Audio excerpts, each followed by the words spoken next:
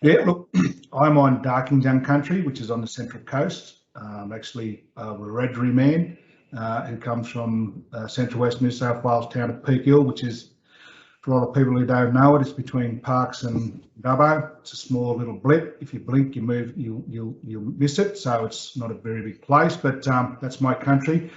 So as a person who actually resides on Darkinjung, I can do an acknowledgement. So I'd like to acknowledge the traditional custodians of the lands that we all meet from today, and given it's a virtual world that we live in at the moment with these meets, to extend that acknowledgement to all of the countries that you come from. I pay my respects to the custodians, both past, present and emerging, and wish and extend that respect to everybody here, and I wish everybody good health in the future. So thank you, Leah.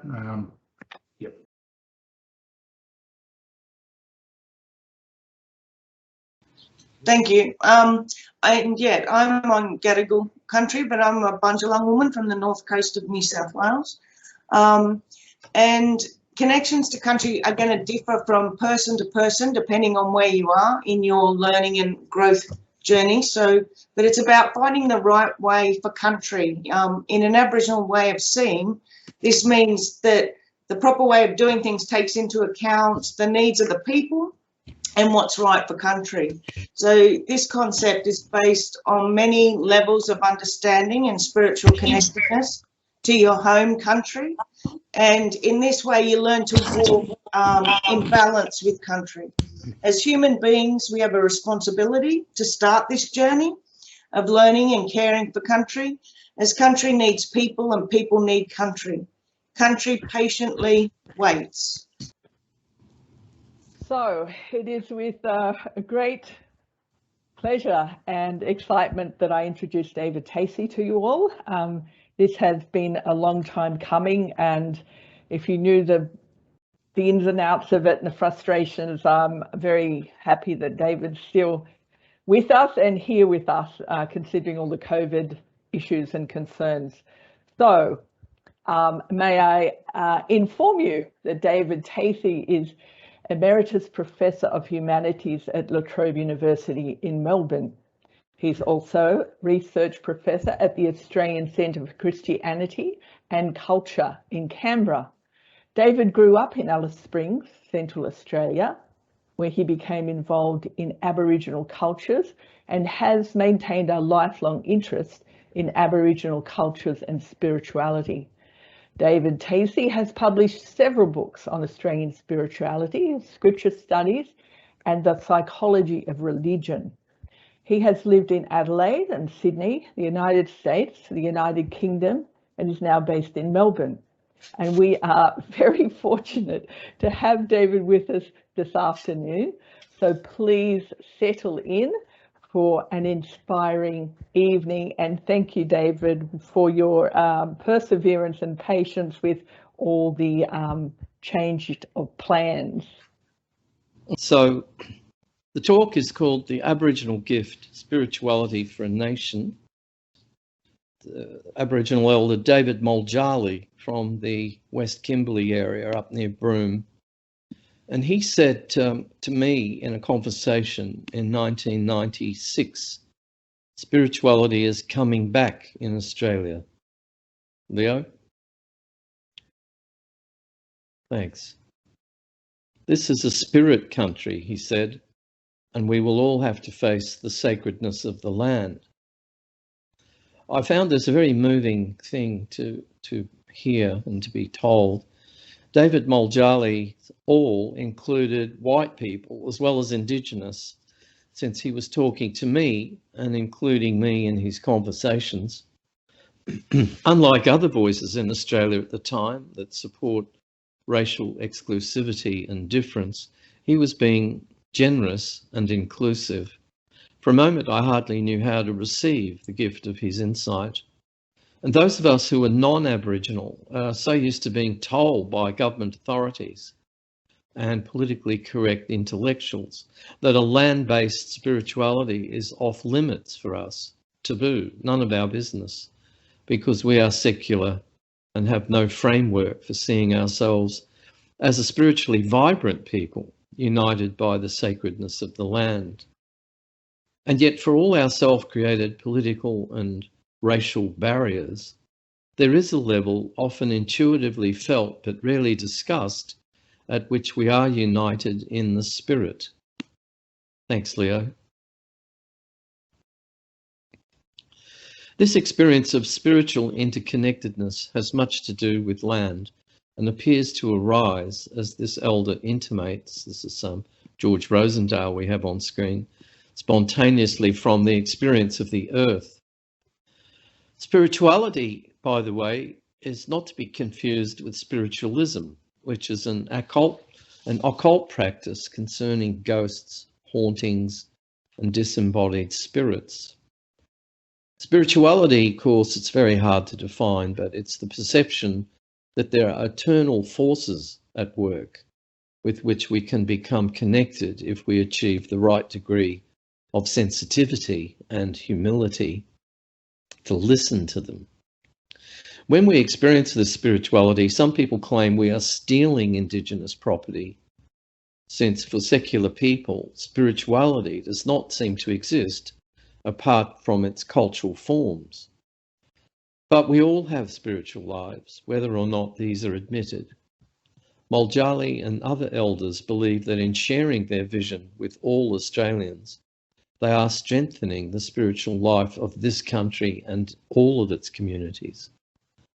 Now, the suspicious see this as stealing, while the open-hearted see it as plenitude and abundance.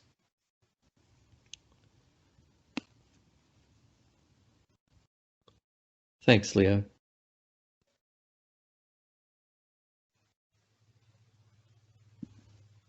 Now, many Australians have no conception that they are walking on Aboriginal land, or give much thought to the original custodians of this country.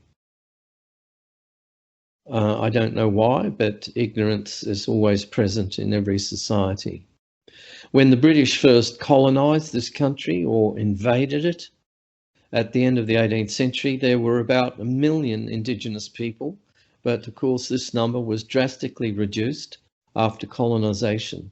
Aboriginal people had no immunity to new diseases, such as smallpox, influenza and other diseases brought to Australia by Europeans, and large numbers died as a result of epidemics. Thanks, Leo.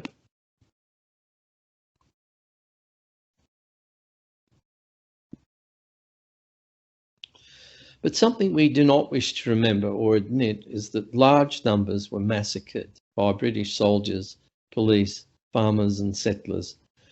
The court is still out on how many people were massacred. Of course, the Australian government doesn't like to admit this because, for instance, I was brought up with the view that there were no wars fought on Australian soil, but of course the frontier wars were very much wars. And a recent account I read estimated about 70,000 Aboriginal people and more than 2,500 settlers were killed in frontier wars and massacres. As I said, this has largely been hidden from view because we don't want to face up to the past, which is tragic and horrendous. And any reconciliation process has to involve facing the past and taking, to some extent, the responsibility for what happened by our forebears and ancestors. Thanks, Leo.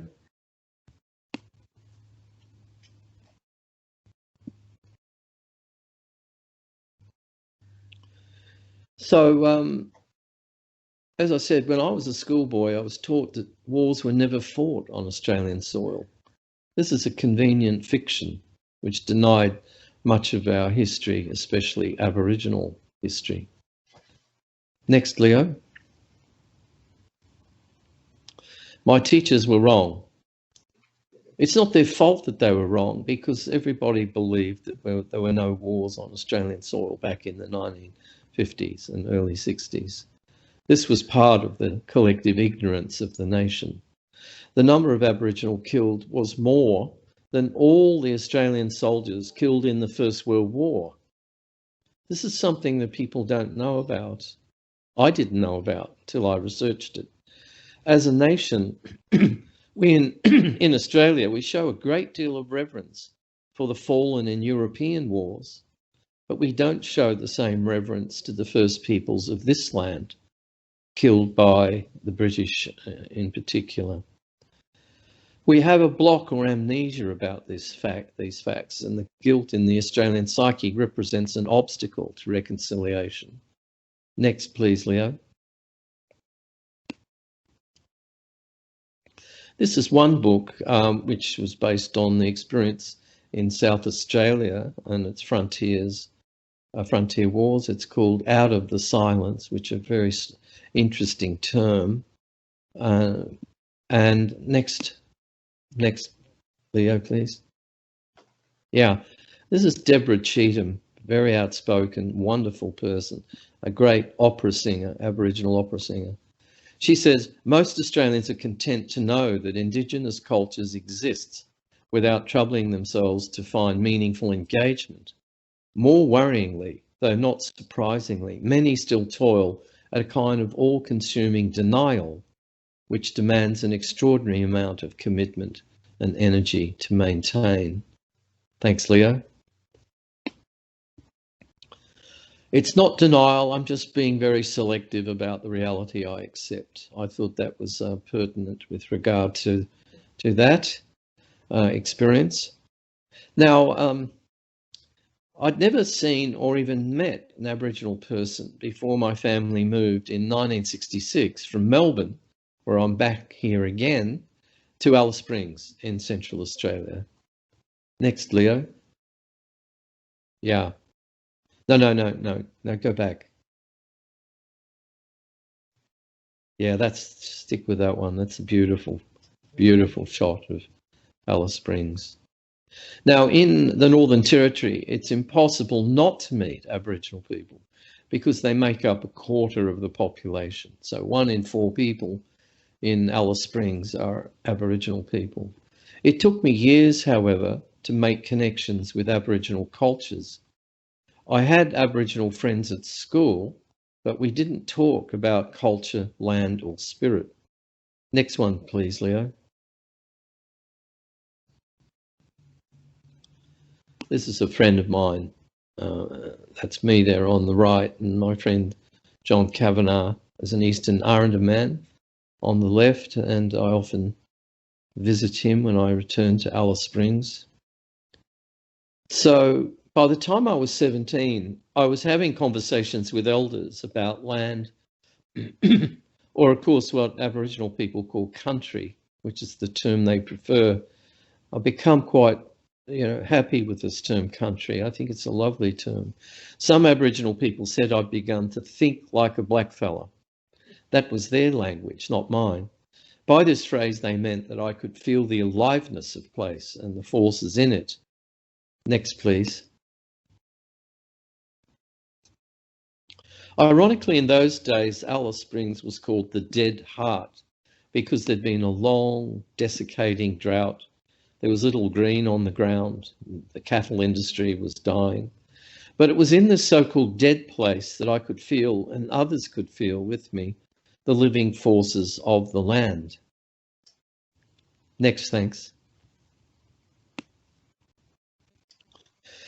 So to use a theological term, I could feel a sense of presence in the natural world, such as I couldn't feel in Melbourne. Melbourne seems to me to be the least connected to Aboriginal reality of all cities in Australia. I've lived, as Joyce said, in quite a few Australian cities, but Melbourne seems to be the most cut off. And it might be because there's perhaps a lot here to hide. I know there were many massacres in and around Melbourne and the Healesville area. Next, please. It was as if the eternal forces of creation were stripped bare and closer to awareness in Central Australia than in any developed or urbanised place. Next, please. In Alice Springs, my family and I became aware that we were walking on holy ground. An odd experience for a Christian family, as we'd been taught that the only holy place was overseas in the Middle East, Israel and Palestine. Next, please. Thanks. As a boy, I became almost intoxicated by the feeling of presence in the rugged landscape of the central deserts. And I began to feel that the biblical injunction, take off your shoes, for the place on which you stand is holy ground, which is from Exodus, could relate to our land too. Next. Yeah. So Aboriginal elders smiled in recognition. I can remember that as I told them of these feelings and intuitions, not only experienced by me, but by the rest of my family since our arrival in Alice Springs. I was actually quite disappointed that my Christian church was not responsive to the sacred presence of the land. We were, as I said, taught about presence in the holy lands, but we were not taught that this land was holy, nor that Aboriginal people had a highly developed spirituality which actually exceeded our own as non-Indigenous in its sophistication and sensitivity to land and creation. Next, please.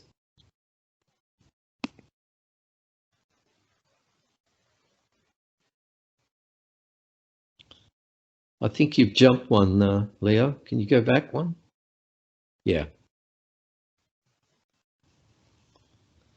So this one, our Aboriginal culture was already spiritual, more overtly spiritual than the European culture of those who invaded Australia. God was already speaking to us through the law revealed in the land. It's a remarkable little book, you know, this one, Rainbow Spirit Theology. I don't think I've ever met anyone who's even read it. But it's a great book. It comes from Queensland, from far north Queensland, and it's written by a group of Aboriginal pastors and ministers, mainly Lutheran and Uniting Church, about their experience of contact with non-Indigenous people and the kind of disrespect that was shown to their religion by Christians who thought that they, you know, Christians have always felt that theirs is the best faith or the only one true faith, things like this. I rapidly outgrew that view myself in order to open up to the realities and the extraordinary depth of Aboriginal spiritualities. Now, a lot of Christians resist this, of course. They continue with this idea that ours is the one true faith, but all I can say to them is please try and listen to other cultures. Next. Yeah, Emily Kingworry, Wildflowers, wonderful artist from a place near Alice Springs called Utopia, believe it or not.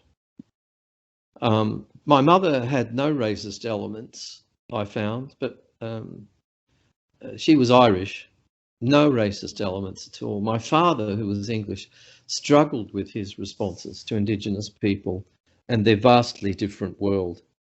He would often say that they should have jobs, mortgages and houses like us. But I would challenge him as a young man. I used to say, this is a different civilization, Dad. Why do you expect it to be like yours? And he used to say, shut up, son, and get on with your homework. I didn't have a great time with him. I was much close to my mother, and her sort of Irish spirituality spoke to me more than his version of Christianity. I reminded my father that this is their land. We are the intruders, the uninvited. Next, please.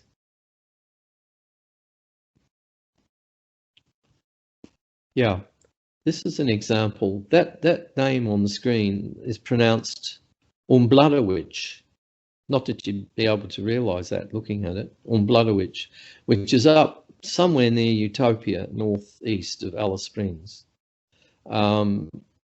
Now, what fascinated me as a child was Aboriginal people seem to have made a choice a long while ago. They chose unlike us Westerners and Europeans, they chose not to develop the ego and the ambitious side, that personal drive towards success, as my culture had done, but they developed soul and spiritual sensitivity to place to a very high degree. Next, please. We had made achievements, my culture had made achievements in science, technology and knowledge, but it seemed to me that we'd won the world and lost the soul. And it reminded me of the biblical statement, what does it profit a man to gain the whole world yet forfeit his soul? So Aboriginal people were not too concerned about worldly success, but their development of soul was obvious to all who took the time and care to interact with them instead of judging them from afar. Now, my parents were asked by the church to foster 2 Aboriginal children, a boy and a girl. So for many years, I actually had 2 Aboriginal siblings in Alice Springs. And their names were Charlie and Cloudy, or at least their European names. I never actually got to know their real names, which is very sad, and just shows you how cut off white people were from the realities of Aboriginal culture. Now, eventually my mother sensed the sadness of these children and their longing to be with their own people. And with great courage, she went in search of their real parents. Next, please, Leo. She went in search of their real parents. Now, this is the untold story of Australia. And I wonder how many other people have experienced this. We know a lot about the stolen generations. But do we know the stories of people like my mother who didn't want to steal the children that the church told her to take, and who actually contradicted the church, went in search of the children's parents and found them? So there was jubilation in the Indigenous community, even if her actions meant she was contradicting what both the church and the state had asked her to do. I was very young at this stage, so I wasn't all up to what was happening. The politics of it all was way beyond my head. And don't forget, in those days, the term stolen generations hadn't even been invented or hadn't been discovered.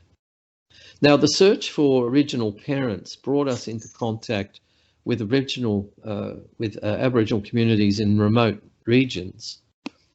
Next, Leo, thanks. Yeah, we went out to Papunya, where one of the children was from. Papunya, that's the Pintabee people, way out west of Alice Springs. And one morning we woke to the sounds of chatter and laughter outside the Lutheran pastor's house in which we were staying. We went outside to see a family or clan of Pintabee people standing in a line and being greeted by the pastor. Next, please.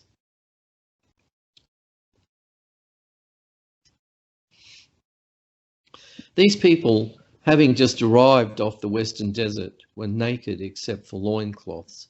By the way, these aren't the people. This is just an example. I don't put people that I knew up there because they would have passed on by now, and I don't break that law in Aboriginal culture of not showing those who have passed on. So these people, having just arrived off the Western Desert, as it was called, were naked except for loincloths. This was their first encounter with white people. The pastor invited us to shake hands with each one of them, and as I did, they touched my skin with tenderness and wonder. They had never seen white skin before and were amazed. Not that our skin was white, it's a sort of like a pinkish, lighter shade of brown, but we are called white. Our skin had been darkened by the desert sun by this stage. Next, please. I love this photo. Yeah, a very joyous and lovely photo. So the most memorable encounter of this encounter was the sense of happiness and well-being that emanated from the children. They were chatting and laughing with each other. As they met us, they seemed to beam with an inner glow, such as I'd never seen. I'd never observed people more happy. In our Western terms, they had nothing, in inverted commas, possessed no material goods, and were almost naked. I tried to imagine where such extraordinary happiness came from, and later realised that the source of happiness lay in their spiritual estate. They were at one with their land and people, and aware that they continued the lives of their ancestors. This is what, of course, led me to become interested in Aboriginal initiation. At the point of initiation, which I won't talk about because it's sacred, they received the revelation that each of them was a reincarnation of an ancestral spirit. And if ever there was an example of the difference that spirituality makes to the quality of life, this was it. The inner light I observed seemed to come through them, but beyond them, from an ancestral source, and I was very privileged to have witnessed it. Next, thanks.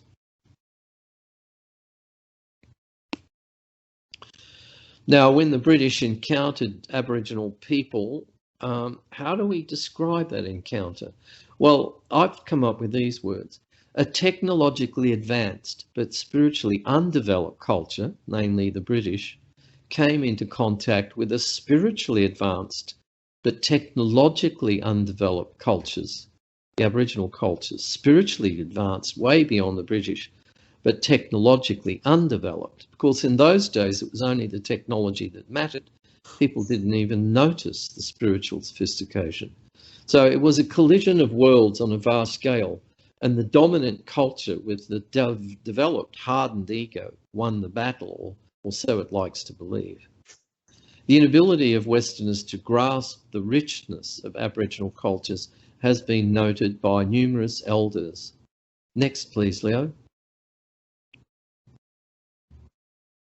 Yeah, this is Wanjalobina Dumaji of the Carpentaria area. She says, our people, before the white man came, were very spiritual people. They were connected to land and creation through the Great Spirit. There was a good great and a great evil spirit. So the sad thing about it all was the missionaries didn't realise that we already had something that tied in with what they, the missionaries, brought us. They saw different as inferior and didn't ask us what it was that we had. And it's very sad because if they'd asked, many things would be different today. I just think that's a most amazing comment. I love that phrase, they saw different as inferior. They saw different as inferior. And I'm very heartened by the change in the Australian attitudes today. Different is now being celebrated and championed. Let's hope this is more than just an external media thing, because certainly the media have taken this up. Let's hope that it goes deeper than that. Anyway, this was a case of failing to see beyond cultural differences or to recognise spirituality when it was staring Westerners in the face. Christian principles of the spiritual life were more pronounced in Indigenous cultures than in those who came in evangelising under Jesus' name. And this reminds me of the remark attributed to Gandhi, Mahatma Gandhi, quote, I know of no one who has done more for humanity than Jesus. But the trouble is with you Christians, you do not begin to live up to your own teachings. Amazing statement, very powerful statement of Mahatma Gandhi. And while the early missionaries saw a fallen people in need of redemption, the Indigenous they encountered looked back at them with similarly incredulous eyes. And as I talk about this, I think, we need more films and movies about this, with a spiritual point of view. So much of Australian history hasn't yet been really recorded properly. So some elders saw Europeans as spiritually empty and devoid of metaphysical life, understandably. Next, please, Leo. This is from a book by W.E.H. Stanner, who was the professor of anthropology at the University of Sydney for many years. He wrote a book called The Dreaming and other essays, and it's recently been re-released by publisher in Melbourne with an introduction by Robert Mann. And in that book, Stanner quotes a man that he met from Daly River, and I think it's important it's Daly River because the person I'm going to talk about later is Miriam Rose, Ungama Bauman, and she comes from Daly River.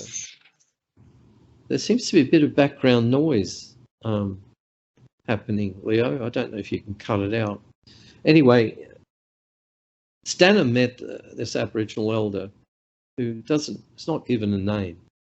And he said, "White man got no dreaming, him go another way."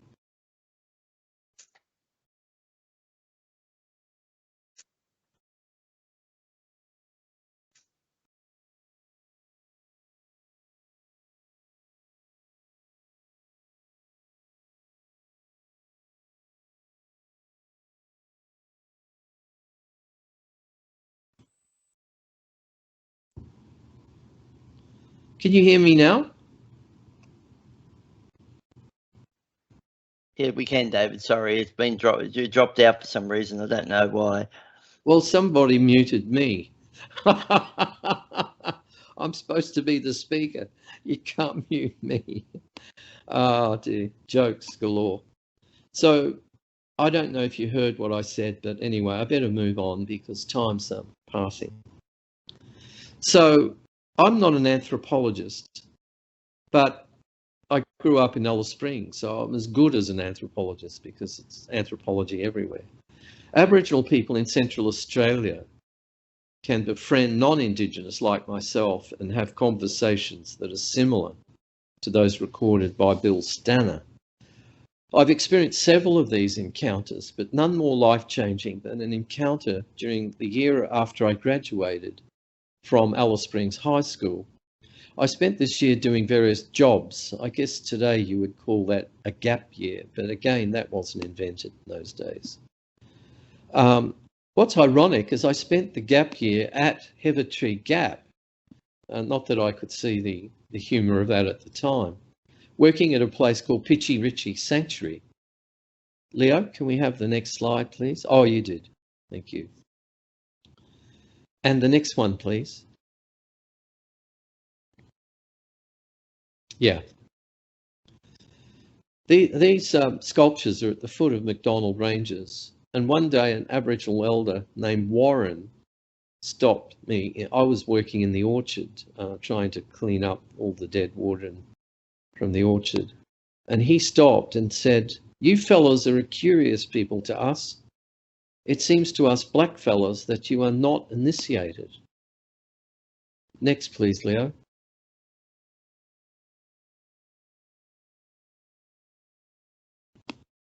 Well, I was only 17.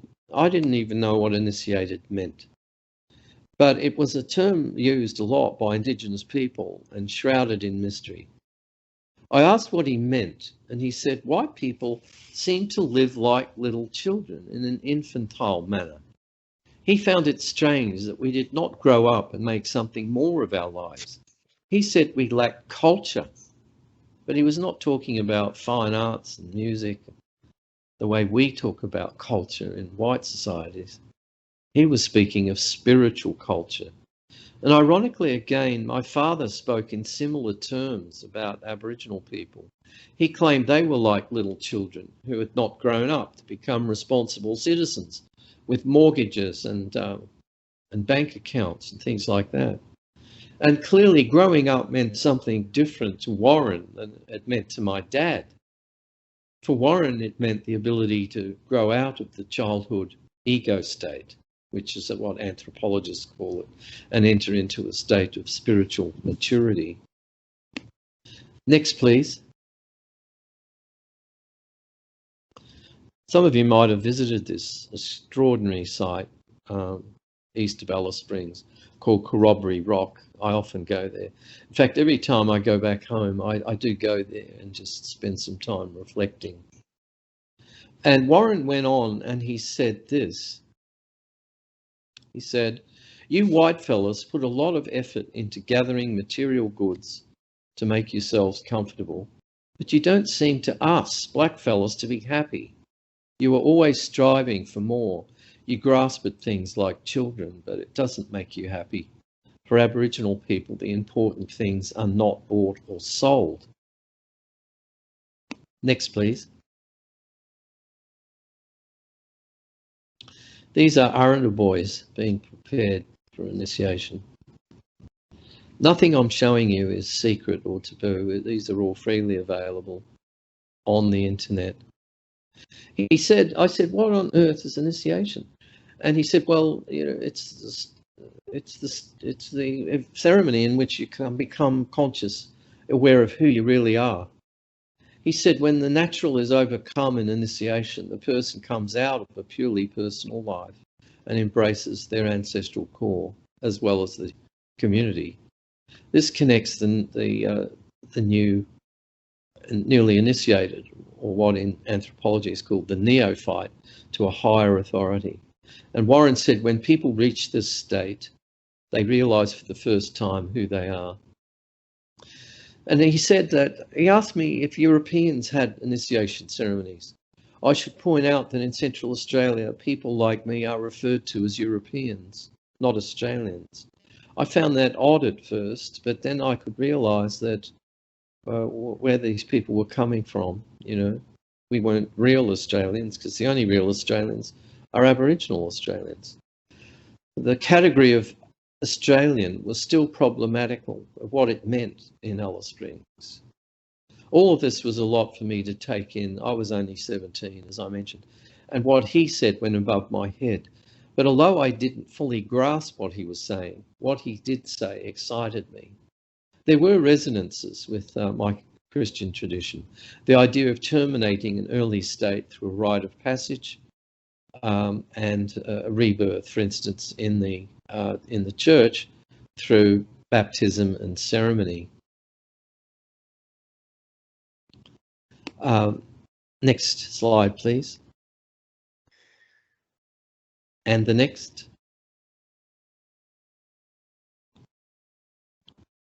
Pastor Carl Strello was, well, he died in 1922. But he said famously, or infamously, the Aboriginal dreaming is satanic and Christian missionary work is a fight against the forces of evil. It's incredible. If you go out to Hermansburg, which is only an hour and a half from Alice Springs to the west, you still see that on the walls of the cafe out there.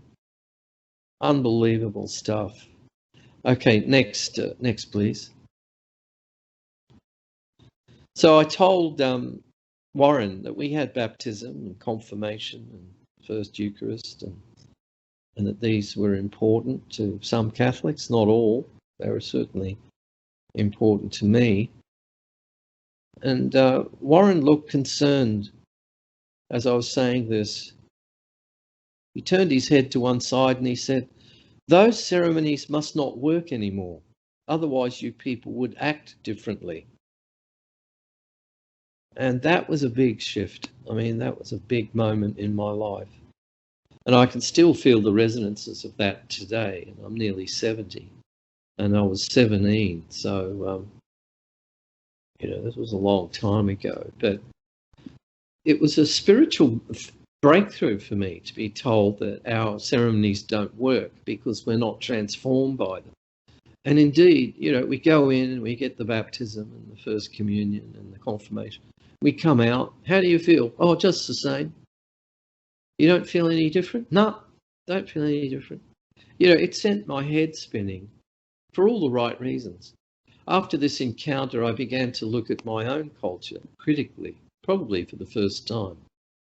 And years later, I realised that to turn our environmental crisis around, we needed something similar to what Aboriginal cultures call initiation. That is, an unseating of the personal ego and its point of view, and an induction into a broader world where you feel yourself to be family, not just with your human family, but with all creation and with the whole natural world. So next, please.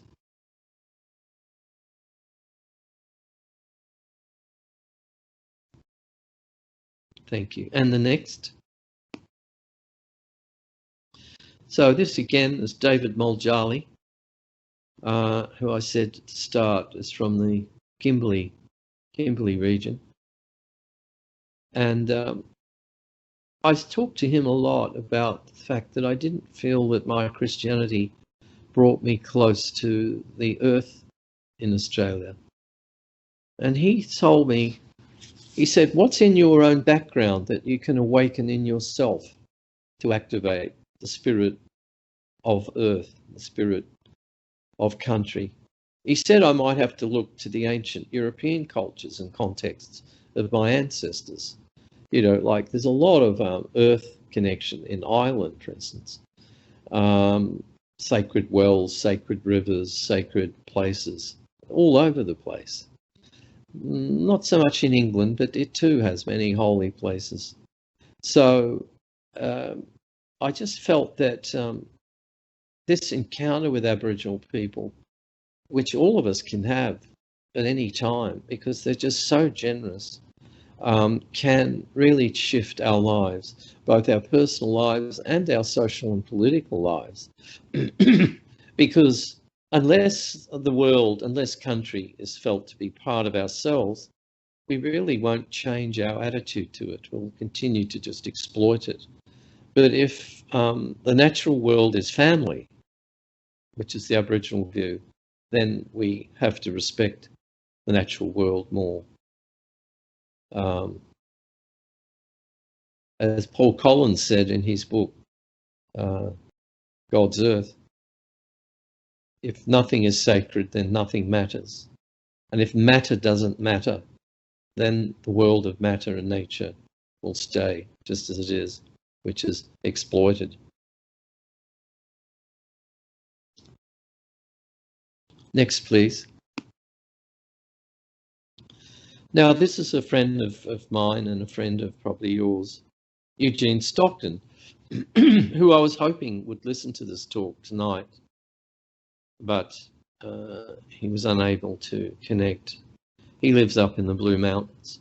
He wrote a book some years ago called The Aboriginal Gift, Spirituality for a Nation. So I've just borrowed Eugene's title for tonight's talk. He really is one of the pioneers, particularly in the Catholic Church, of trying to find links with Aboriginal culture. And now I want to start talking about Te Didiri, as it's pronounced in the Daly River, Te Didiri, which is explained by Miriam Rose as a deep listening to country. Next, please, Leo. Sister Veronica Brady in Perth put the situation in religious terms. She says, I suggest that to see the sufferings of Aboriginal Australians in terms of the biblical figure of the suffering servant is to discover a deeper and richer sense of where and how God may be speaking to us in this country.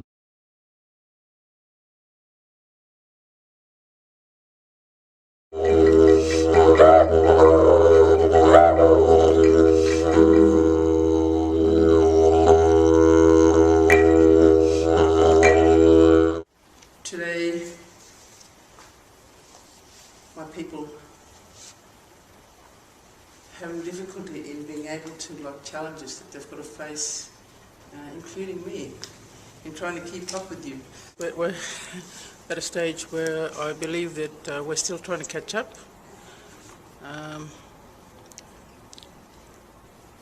And I suppose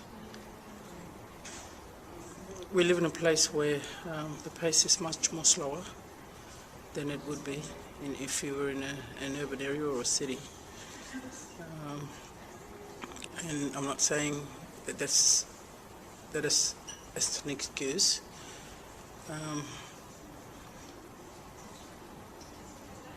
we've got challenges that many challenges that we have to face to get to where we want to go, and where the expectation is of us from the wider community. And sometimes we feel that we need a helping hand and people to walk with us. What I want to talk about is another special quality of my people. I believe it is the most important. It is our most unique gift. It is perhaps the greatest gift we can give to our fellow Australians. In our language, this quality is called Datiri. It is inner, deep listening and quiet, still awareness. Datiri is being still and listening and being aware. And there is a spring within us, and it's in everyone. It's not just an Aboriginal thing. I mean, Datiri is also used as a prayer. Prayer in the sense that, I don't know, you just feel the presence of the great Creator. As a traditional person from a community of Ngawiyu, I was lucky in a way. It's not that, I'm not trying to say that the people that are being born now aren't as lucky as I am, because what I want to say is that I was lucky in being born in that era, because I was able then to know about what the traditional way of living was, and understanding and being exposed to the Western way of living as well. You know, living in two worlds is not an easy task for an Aboriginal person, and especially a woman, because traditionally it's a man's world in our society, and I suppose a lot of the women around the territory that are taking up these roles, including myself, that you feel like you're carrying the weight of the whole of the community. And there are times when you need to have a break, and so you call on Datiri, and by calling on it, it means that you are refreshed and renewed, and by doing that is you need to go bush. And Aboriginal people are connected to land. We don't own it, we belong to it, and we're very close to nature. Datiri recognises the deep spring that is inside us. We call on it and it calls to us. This is the gift that Australia is thirsting for. The wider community, the Australian people,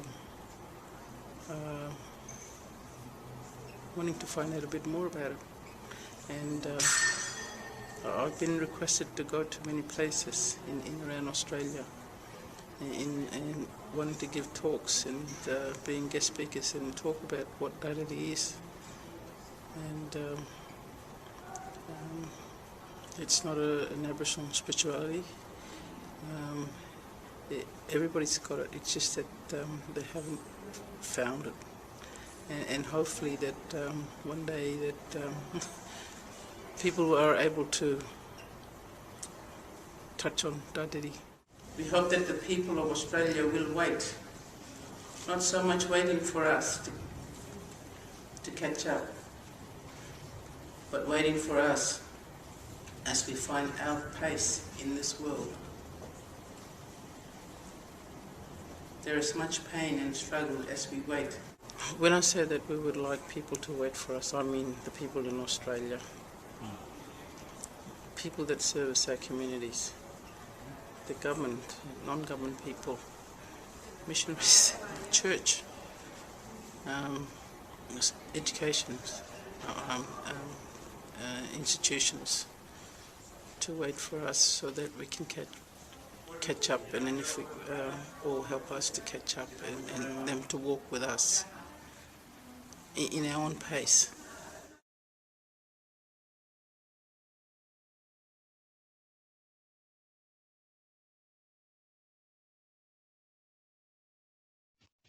Great, thanks very much. Next slide, please. Yeah, that's it. Miriam Rose. And the next one, please, Leo. Yeah. She refers to Didiri. It looks like it's pronounced Didiri. That's how most non-Indigenous people say it. But actually it's pronounced Didiri, as if the double R at the end is actually double D, Didiri. She calls it inner deep listening and quiet still awareness. And it's something like what you know, the white people call contemplation. And that's a quote from Eugene Stockton's book, The Aboriginal Gift. Next, please, Leo. This is myself with Miriam Rose at a property in Alice Springs called White Gums. And I think Kate Scholl was there with me at that time as well, visiting White Gums. Miriam Rose had very kindly come down from, well, she first has to go up in order to come down. She has to go up to Darwin. As she said in that video, her place is called Nayu, although white people's language is called Daly River. She refers to herself as two-way, a religious term in the Northern Territory. Now, I don't believe I've ever heard this term used outside the Northern Territory, meaning she's a traditional custodian of Aboriginal dreaming and committed to Christian, in particular Catholic, principles and practices. And she keeps saying it's not either or. I'm not Catholic or Aboriginal dreaming, I'm both, which is an extraordinary affirmation of the diversity of religious paths in our land, and particularly the capacity of the Aboriginal people to, or some people, to live in two worlds. Thanks. Next, please, Leo.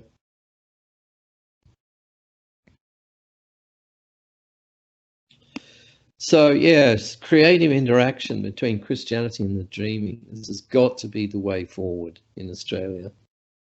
She makes use of the two religious traditions in her teachings on Didiri, which she refers to Didiri as the sound calling, the sound of the deep calling to the deep. And of course, she knows the Bible so well, she just quotes it without even the references. But this is to Psalm 42, verse 7, deep calls unto deep. Next, please.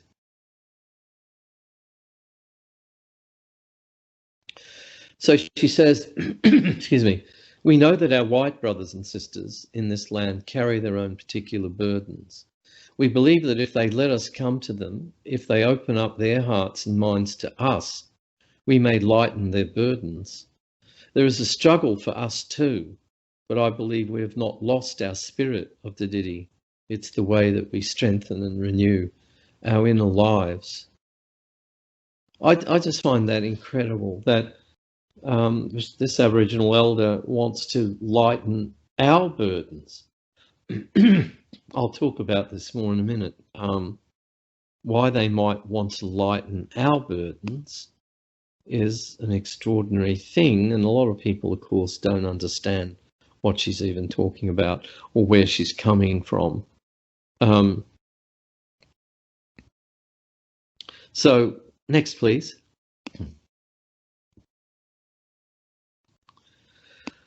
Learning and listening should go both ways, she says. We all have to try to listen to the God within us, to our country, to one another. My people are used to the struggle and the long waiting. We still wait for the white people to understand us better. Learning and listening should go both ways. We would like people in Australia to take time to listen to us. We are hoping people will come closer. We keep on longing for the things that we've always hoped for, respect and understanding. Next, please. You can see why Eugene Stockton, Eugene, as well as being a Catholic priest, is by the way, an archaeologist as well, a bit like Teilhard de Chardin, both Catholic priest and an archaeologist. And you can see why Eugene Stockton was so impressed by Miriam Rose's work. and why he was prompted to write an entire book about it. The publisher on the screen is Millennium in Sydney, 1995. Unfortunately, Millennium went broke, but there is a book publishing company in the Blue Mountains, which has now published a new edition of this book. So if you want to seek that out, you can easily find that on the web. Deep listening is a special quality of my people that I believe is the most important. It's our most unique gift. It's perhaps the greatest gift that we can give to our fellow Australians. This is the gift that Australians are thirsting for. Next, please. Now, a similar view to that of Miriam Rose was put more emphatically by David Muljarli, who I've mentioned earlier. In a 1995 ABC Radio Law Report address on Radio National, he said this. Next, please, Leo.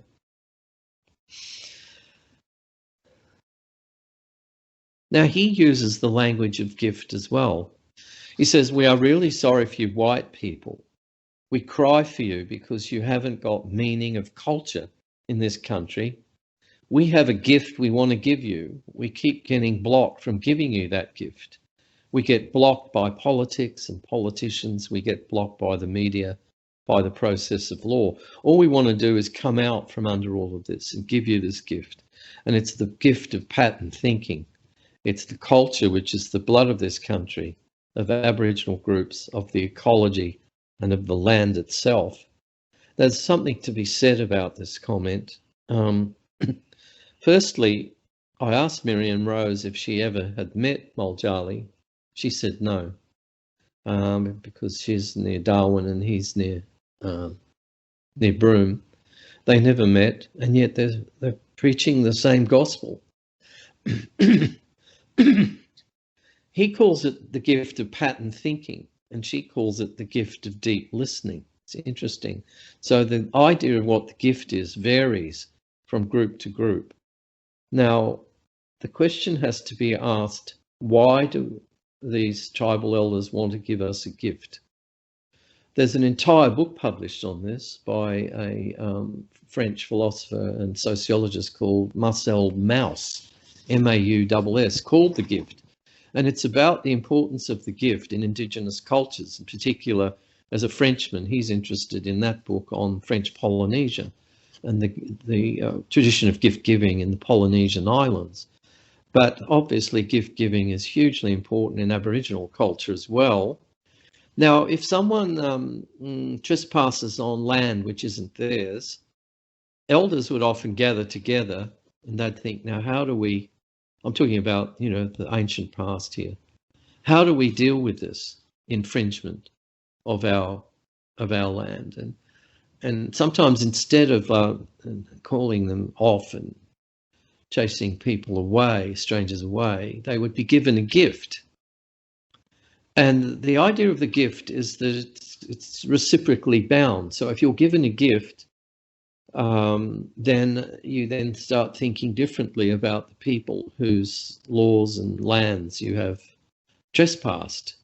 So the whole idea of the Aboriginal gift, so if they give the invaders or colonizers of this country a gift, then the logic is that we then have to respond to the gift by giving them what Miriam Rose says is important: increased respect and increased understanding. So it's not a gift, it's not a box of candy. It's not just giving things away. It's a gift which makes the recipient bound to adopt a deeper and more generous attitude to the people giving the gift. So there's an entire politics around gift giving, which I think people probably in urban Australia don't realise about this gift giving, which is very, very ancient and goes back a long while. So next, please.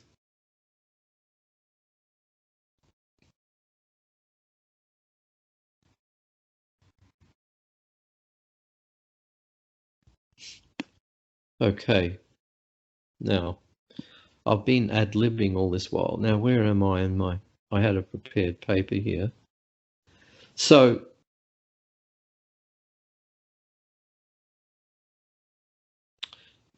Aboriginal elders seem to know that if we accept their gift, their future is more assured, because we would then respect their sacred pact with the land and their claims on the land.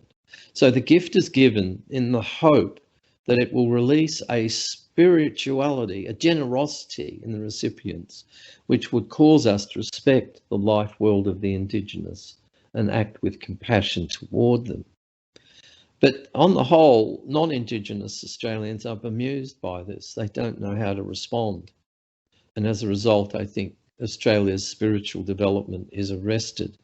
I might put the situation in this kind of way.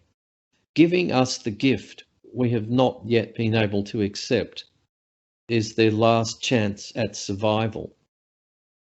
Giving us the gift we have not yet been able to accept is their last chance of survival.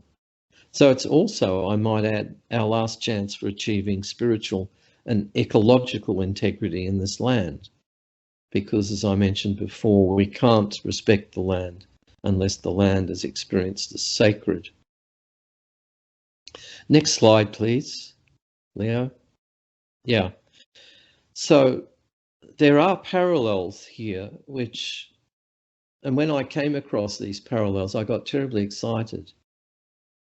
Between the culture of gift giving in Aboriginal Australia and the non-violent resistance strategies of Mahatma Gandhi, Nelson Mandela in Africa, and Martin Luther King in America. So you've got India, Africa, and America. And the leaders, the spiritual leaders, wanted to return good for evil and stop the forces of oppression by showing compassion to those who had harmed them. These were similar to the non-violent politics of Jesus, as evident, of course, in the Sermon on the Mount. So, next slide, please. Yeah. This is from Martin Luther King's last speech before he was assassinated. And as I read it, it reminded me of David Mulally and Miriam Rose. And Luther King says, "We shall meet your physical force with soul force. Be ye assured that we will wear you down by our capacity to suffer. One day we shall win freedom, but not only for ourselves, we shall so appeal to your heart and conscience that we shall win you in the process, and our victory will be a double victory." Now, these are stirring words, and they continue to stir people in the post-George Floyd Black Lives Matter world, throughout the world, in particular throughout the United States at the moment. Now, I would argue that in the Aboriginal situation, we find a similar process. Basically, the theory is, or the strategy is, darkness cannot drive out darkness. Only goodness, only love can drive out darkness. So by offering the gift that demands a spiritual and ethical response, Indigenous people appeal to the conscience of their oppressors. As Miriam Rose says, we keep on longing for things, respect and understanding from all Australians. So like Dr. King, Miriam Rose and Mulally hope for a double victory: cultural dignity and freedom for themselves as oppressed Indigenous people, and moral and spiritual transformations in their oppressors, the colonisers. So I can't avoid the sense that a sacrifice is required before majority Australia, which is a phrase I've been using lately, can achieve this transformation. Something in us has to die, our egotism, before the new can be born. We can't just generate Aboriginal reconciliation because the government says it's a good idea. There's something that has to be let go of before renewal can be found in this country. I'm not terribly, optimistic about Aboriginal reconciliation because most Australians don't understand that there is a spiritual dimension.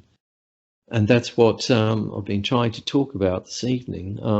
Our alienation from nature and the sacred has to be overcome before we can move on and have reconciliation. There has to be a paschal or a sacramental element, a need to die before rebirth can occur. We can't just fast forward to the resurrection of Australia. We have to go through the crucifixion. That's the Christian story. And Australia doesn't want to go through the crucifixion because it doesn't like crucifixion. It doesn't want to be crucified. Paul Keating got a long way in this direction, but then he went probably too far, according to the majority of Australians. John Howard was elected. And what did John Howard say? He said, we'll have nothing to do with the black armband view of history. Thanks very much. And that set the cause of Aboriginal reconciliation back decades, if not even longer. That idea of the black armband view of history, I think we have to put on the black armbands. I take the complete opposite view of John Howard. We have to wear the black armbands. As the bumper sticker says on the cars, white Australia has a black history. That's our crucifixion as a nation. We have to crucify the image of ourselves as an innocent culture when we're not innocent.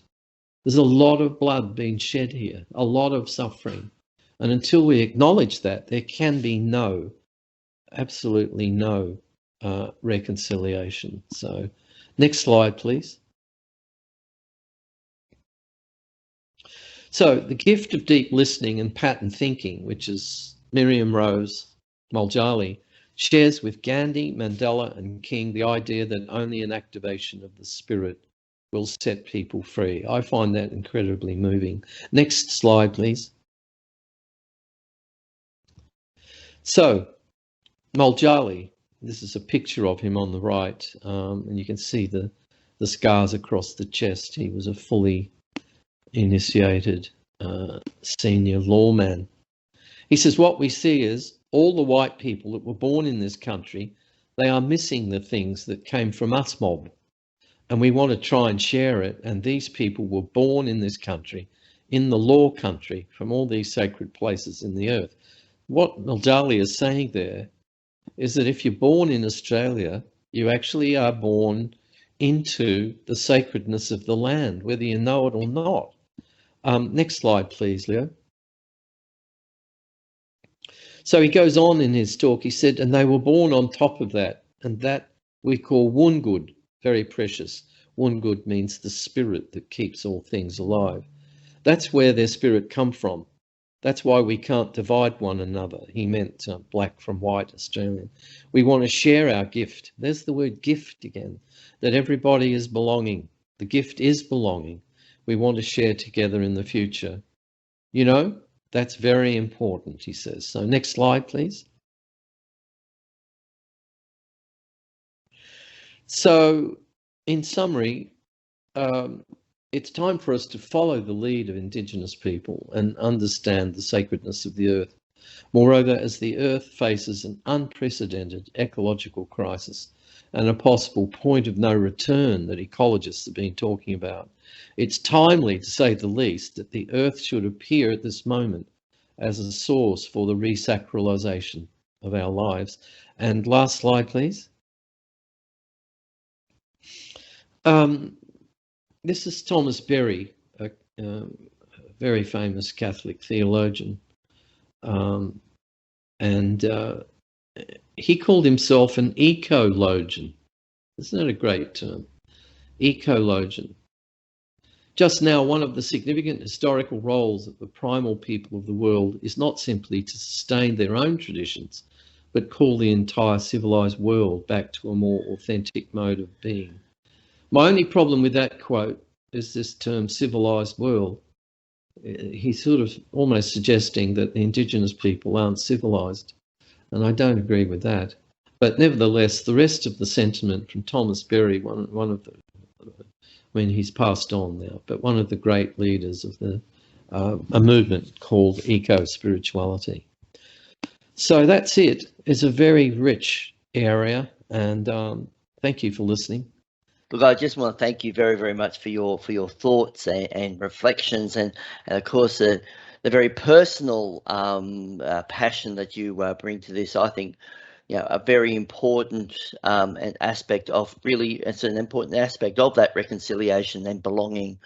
And may we all really continue to be very inspired and proud of this remarkable heritage and this deep spiritual gift or connection to the lands and the waters in this very much our shared home and our shared nation.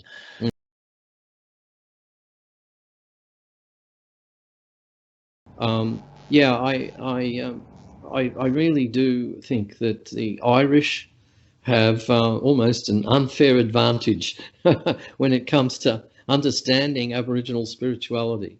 A lot of the English haven't a clue what you're talking about. And the Irish do have, as Eileen has just said, a kind of a Celtic heritage. And the Celtic heritage, which is beautifully expressed by the popular books by John O'Donoghue, for instance, is all about the sort of spirituality of the earth, of the ground, of place. And so that seems to me that that while there's a gulf between the consciousness of England and Aboriginal culture, there is not so much a gulf between the Irish and Aboriginal cultures, that both are people of the land, both are people of place, both are people that see place being graced by the Spirit of God. And so I think we should explore that further.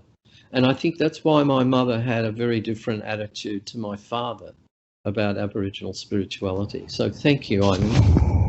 David, thank you. Thank you so much. It is such a rich presentation. You bring together so many different aspects.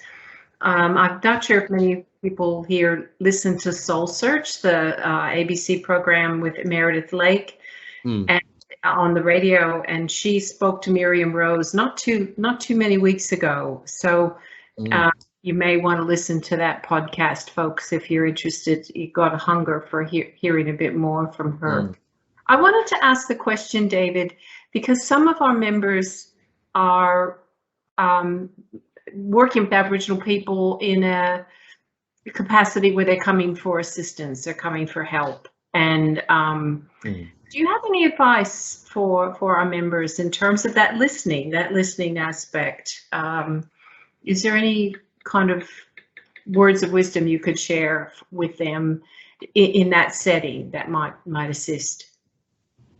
Well, yeah, I guess the thing is, now that, of course, Kate, you would understand that Miriam Rose has been made Senior Australian of the Year this year. Now, that was a big surprise. And I was planning this talk long before that she became a public figure. In fact, one of the reasons I spend time on this presentation is that it's really the wisdom of the bush speaking to the city instead of the other way around. It's usually the wisdom of Sydney, Canberra, Melbourne talking to the bush and telling them how to do things. This is the bush talking to the cities. And I think the fact that Miriam Rose has been made Senior Australian of the Year will give her work much more profile and much more public exposure, and that's a really good thing. However, I caution people about simply engaging in dadiri without understanding something and being compassionate and understanding something about Aboriginal spirituality. So, for instance, there are now many workshops happening around the country called dadiri workshops, but Australians remain steadfastly secular on the whole. Most Australians have no experience of religious contemplation and don't really know how to go about it. So Miriam Rose says a prayer, dadiri is a prayer in the sense that you feel the presence of the great creator. So try as many might to practice the art of dadiri in workshops and seminars, for instance. It's clear from her teachings that deep listening is an act of worship.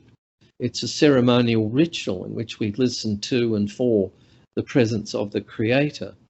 When I think about it from a Catholic point of view, the closest activity is perhaps the rule of Saint Benedict, in which we are asked by Benedict to listen with the ear of the heart for the presence of God. Listen with the ear of the heart. And I think so. That's what I'm saying. That Miriam Rose is two-way. She's both Catholic and Aboriginal dreaming at the same time. So she's in a natural mystic in alignment with Christian mysticism. So I see people practicing Te Diri, but it's not really what she had in mind, because it's not just listening to the birds and trees, outside your weekend workshop room. Much of this is missing the mark, I think, part of the problem we need to solve. So to understand Te Diri, Aboriginal spirituality, we have to become spiritual ourselves in a way. We cannot just steal spirituality from them, of course. That's simply an act of desecration. So what she's inviting from all of us is a kind of a universal spirituality. We need to inculcate a kind of a deep listening to the sacred, not just to the birds and trees. And so in answer to your question, it depends a whole lot on the cultural context of the people you're dealing with. Do they have a deep listening tradition to draw on? Some Aboriginal people don't, because they've been, disrupted from their traditions. They've been living in urban society for generations, and they don't know. I've met Aboriginal people who don't know anything about deep listening. So it's a very ironic situation if a white person like me has to teach some urban Aboriginal people about deep listening. That seems like politically incorrect almost. But often, look, the world's full of kind of strange things at the moment. And perhaps I said this to David Muljarli. What do you think about me talking about these things? He said, "You do it, boy." He said, "You do it." He said, "Better you do it than nobody do it." So when things are in crisis, a lot of the old rules about, you have to be this or that, you have to have this kind of skin color or this kind of tradition, a lot of the rules don't apply anymore. That's what David Muljarli said to me. He said, for instance, a lot of women in outback Australia are now speaking on behalf of men's dreaming sites, which in traditional Aboriginal Australia would be absolutely not on, to cross the gender barriers between men and women's business. So I don't know. It depends a lot on the context. That's all I can say in relation to that. David, I've just come from a immersion experience up in Cape York for 7 days, and just adding to thank you for your talk, and it was just added to the experience, and I've never had my shoes off so much. And I think that was the whole thing about the Aboriginal spirituality, was connecting with country and putting feet on the country all the time. And I think that was one of the things when we sat by waterfalls, we sat by sacred places, we were just told to just sit and listen, but take our shoes and socks off. Yeah. Take off your shoes because you are walking on holy ground. Yeah. So many times I heard that. Yeah. See, there's a difference between the way my father responded to that and the way my mother had her shoes off a lot in Alice Springs and understood the sacred land. My father used to say, no, only the Middle East is holy, not this place, And so again, coming back to Eileen's point, the difference between the English and the Irish was in my experience quite marked. I mean, I don't want to create stereotypes out of England and Ireland, but there is a general tendency for if people come from a culture that respects the earth beneath their feet, then there's more likely to have some kind of deep understanding of what another culture might feel. Thanks very much for that contribution. Where did you say you were? Up at where? Up in Cape York, up near Cooktown. And in the Daintree. And it was an immersion experience. Yeah, on country. Yeah. Excellent. In culture, language, and it's brilliant. Absolutely brilliant. It changes you, doesn't it? It does. Yeah. And that's good news. Thanks for that contribution. I appreciate it. Yeah, thank you. We might Lisa, sorry, I know you've got one You've got a quick question for us. Go ahead. I've got a quick question for you, David. And again, like everyone else, thank you for your talk. You know, there's not enough of us out there to kind of get the message across. How long do you think it will take for our gifts to be joyfully received? Sorry, can you say again? How long?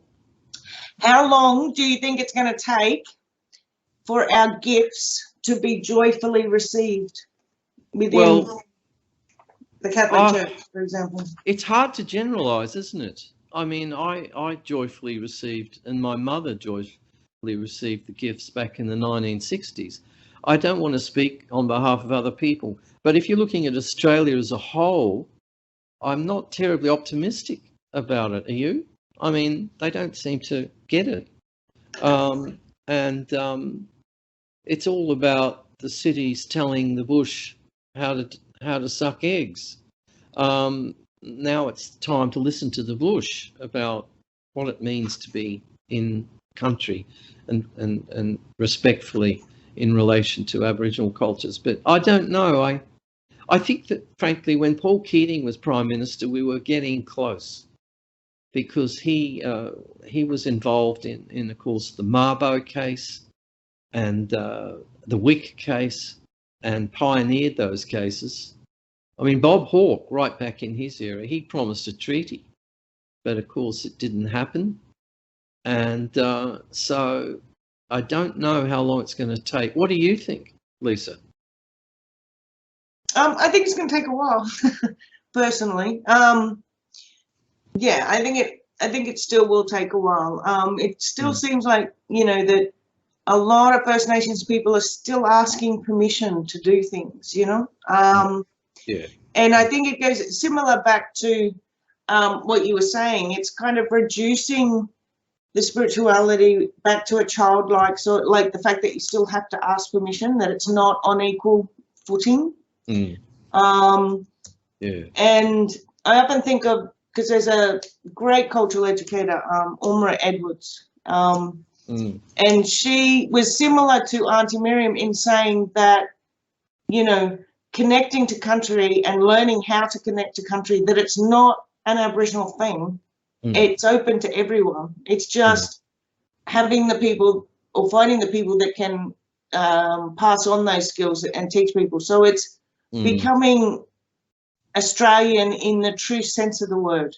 Yeah, you know, that's connecting right. to this country and not you know, from the shores of another.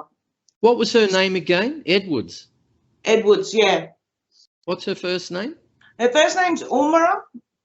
She was Coral Edwards. She started Link Up, and did a lot of work with. Well, she's the one that started Link Up, that reunites Aboriginal people with families from stolen generations. All right. She's living on the Central Coast at the moment. So. Okay.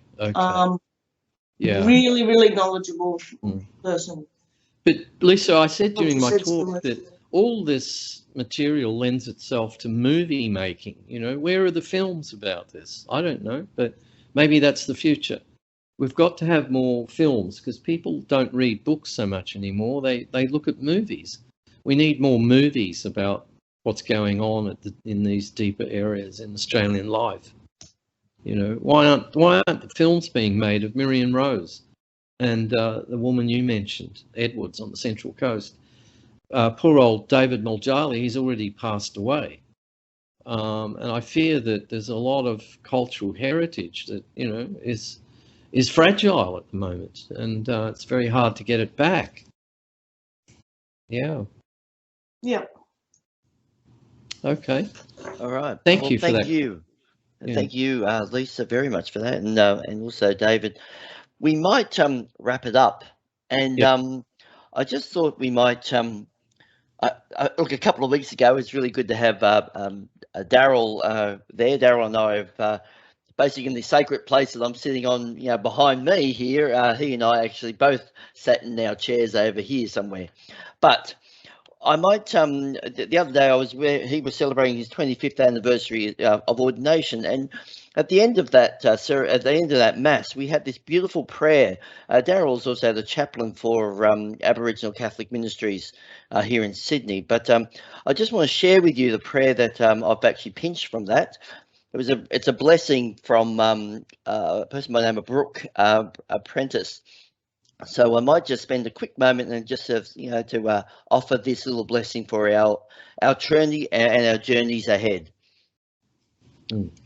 May our footsteps on these ancient lands remind us of creation and connectedness in our search for truth. May the gum tree, from its roots to its branches, remind us to dig deep and reach high in our action for justice. May the eagle, who soars in the sky, remind us of the power in our call for love. May the expanse of the lands and seas, of the skies and the stars, remind us of God's timing in our faith in hope. And may the Holy Three, Creator Spirit, Lord God, Papa Jesus, remind us of community. And in a very Catholic way, we ask all this through Christ our Lord. Amen.